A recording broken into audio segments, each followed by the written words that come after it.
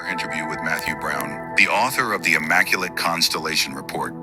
The submission of this report. Mathew Brown, this three-part series that was released by Jeremy Corbell and George Knapp. They released it over a 3-week period. Each episode's, I think, about 45 minutes long. You guys should really look it up.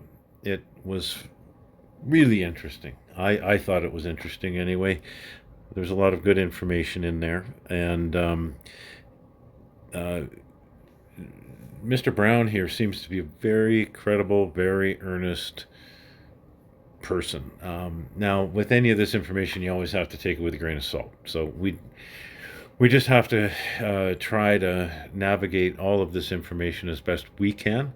But if you haven't seen it, check it out. There's a couple of things that are really fascinating about it that come in a couple of the later episodes. So my opinion is that they really, I don't think they should have split it up into 3 parts. I know they were probably trying to build the hype and maybe gain an audience. I get that, but the splitting it up into 3, I don't know how many people made it through all 3 episodes right to the very end. I could be wrong about that. Maybe it was extremely well viewed. I haven't checked, but I do know that a lot of people probably dropped off after the first episode and maybe didn't continue on to the second or third episode, and maybe didn't make it to the end of the third episode, which near the end of that third episode is where some of the most interesting stuff actually is talked about. A carefully constructed reality. We make use of a science that is tightly controlled and suppressed and distorted. So that's some of the more interesting things that came out. This is from the third episode, somewhat near the end. And this is just a short clip, but basically he's talking about the suppression of technology, the suppression of knowledge, and how science is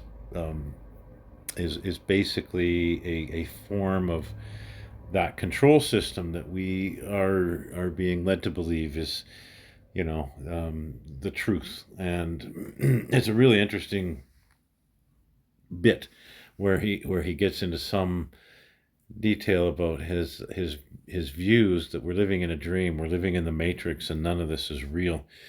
And that's sort of taking it out of the realm of just the whole UFO UAP thing, which is sort of where I started this journey. And it seems more and more, the more I listen to people and the more I read, it's leading into a much bigger picture, that this isn't just about the fact that UFOs and UAPs and aliens exist and they're being suppressed, but that our entire the entire world as we know it is a construct of some kind. And it's beginning to kind of really get to me that this seems to be the case.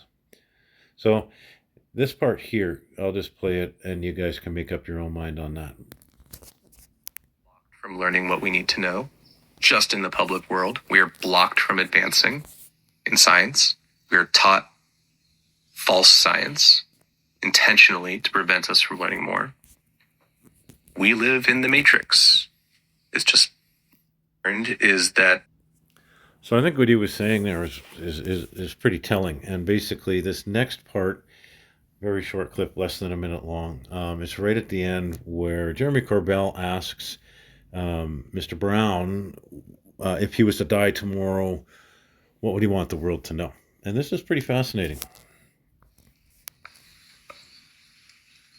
You are not free. And this reality has far more to it than you have been allowed to believe. And God is real.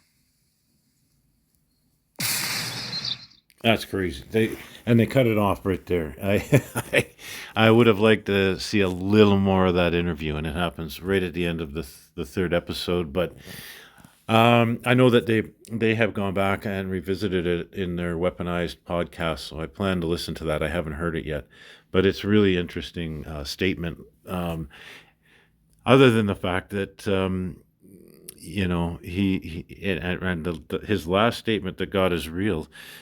That just adds a whole new layer to this thing. It actually had the hair standing up on the back of my neck.